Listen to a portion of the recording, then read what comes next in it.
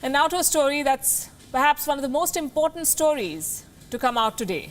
This is from Afghanistan, and this is very significant. Afghanistan has been living under the shadow of war for 18 years now. For the women of Afghanistan, these 18 years have been a nightmare. Their plight has largely been hidden due to the repressive social norms. No one knows when peace will return to this country, but the women have secured a significant win. Now, the name of the mother will be printed on every identity card in Afghanistan. It is a very big deal. This report tells you why.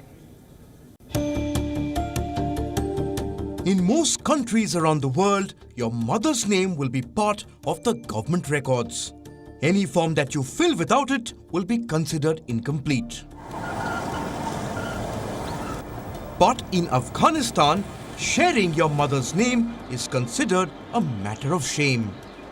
Not anymore. After a relentless campaign, the women in Afghanistan have registered a small victory. Afghan citizens will soon have the names of their mother printed along with their father. It will appear on Afghanistan's national identification card. For 3 years now, the hashtag #WhereIsMyName has been amplifying the voices of women. It's a significant effort in a country like Afghanistan, where even using a woman's name in public is frowned upon. Many consider it an insult, enough to trigger violence. Women are referred to in vague terms like mother of children, my household, my weak one. Men in remote towns even use names of animals like goat and chicken. It wasn't always so.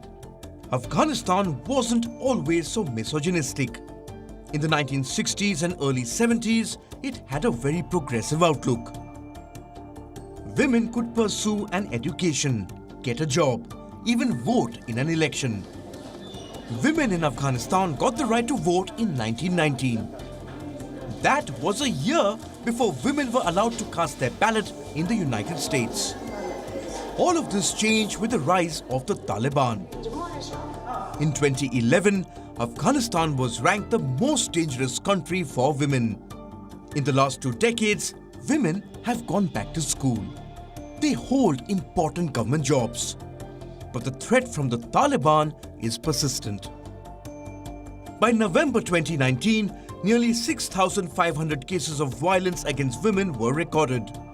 With the United States chasing a peace deal in Afghanistan, women fear that their voices will be left out. Every woman in Afghanistan has a fear, not just because of this conversation. We always have a fear that whenever there is changes in Afghanistan, whenever there is a political change, always women are hurt. Whenever there is a war, women are the first to get the hit, and the children also. At this time of uncertainty, the decision to add names of mothers on government IDs is a boost for women's rights. This is a change that still requires parliamentary approval. Officials are confident the amendment will sail through. The lawmakers may have taken a small step here. But for the women of Afghanistan, this is a giant leap towards equality. Bureau Report, WION World is One.